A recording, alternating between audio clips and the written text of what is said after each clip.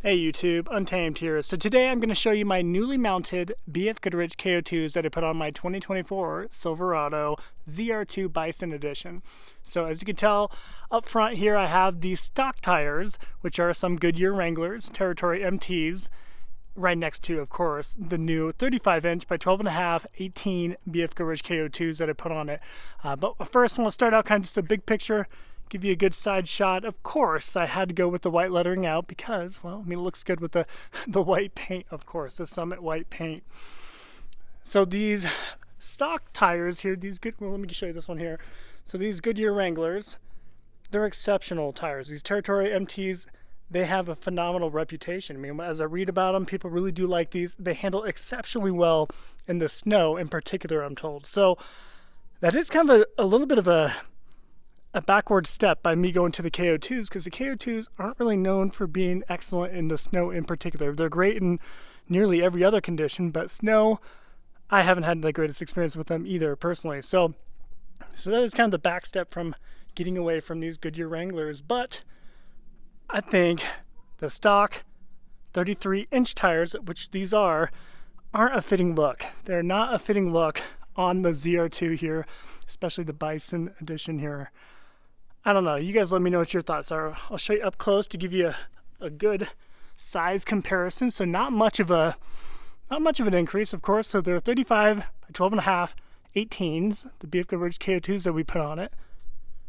But I think true to form, when you measure them out, I think they're about 34.5. So they're maybe about 1.5 inches bigger than these 32s. But still, you do see a noticeable difference and a much needed difference, especially when it comes to width too. Show you the tread pattern side by side. So plenty aggressive tread pattern on both, I think, especially the sidewall on these Goodyear Wranglers.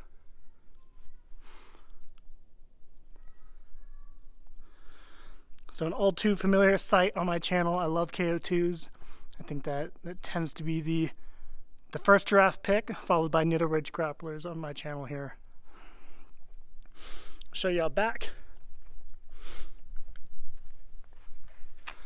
Good side shot. Still need to clean up that blue residue on them, as we just put them on this morning. So the biggest question, forgive me, perhaps I should have opened with it, but do I have any rubbing?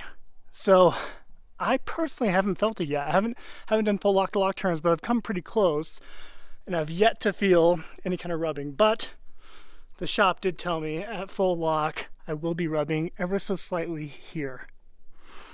So I'm not sure what I can do about that. I'll have to experiment with it to see if there really is a trimming option to get rid of the piece that it does touch, if necessary, really. I'm going to show you underneath, because between the upper control arm and the actual side of the tire, we have about a finger's width. Let's see if I can show you. Try to get underneath it for you. All right. So you can kind of see it there. Right there is a very, very tiny space. But, you know, I've ran trucks with a very similar spacing issue with the upper control arm before, and I've never had any issues, even under compression. Let's see here. See if I can actually. So yeah, no kidding, I'm got my finger wedged between it, about a finger's width apart. But not too bad. Let me go to the other side, give you a clean shot of it. I guess first we'll go down the line here. So still very well tucked in between, underneath the fenders. They're not protruding out, which to some that's a really good thing, because you're not throwing a bunch of rocks and crap on the side of your doors. But at the same time, it doesn't look quite as aggressive as it could be, perhaps with a better offset, of course. But these are the stock wheels that you get on the Bison edition. These AEV wheels, which I personally really like them. We'll be swapping out those chrome lug nuts for some black ones to give it more a fitting look. Let me back up.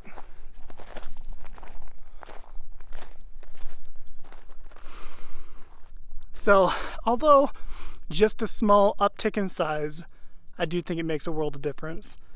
You know, although in my very biased opinion, I think having the white lettering out on the KO2s really does make it pop, and I'm a huge fan of that look. You know, it brings it up about an inch in height, and it just looks awesome.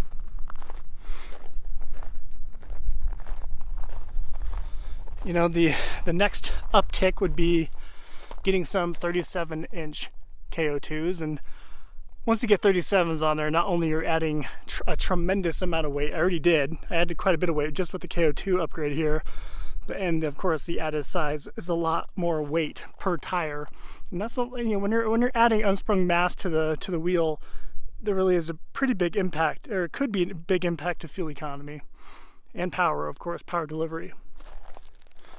The 37s, I think, would be overkill, especially on a stock setup. It would require spacers or something to make it work. As you know, I mean, I'm already technically rubbing with this, so that'd be kind of tough. All right, guys, I'll stop geeking out there. Actually, let me remind you real quick. Here is, let me see if I can find it. So these are some load range C tires. Here's the size exactly. They measure to be about 33 inches though. Yeah. There you have it, guys. Let me know what your thoughts are of these newly mounted BF Goodrich KO2s. Appreciate you watching as always. Till next time.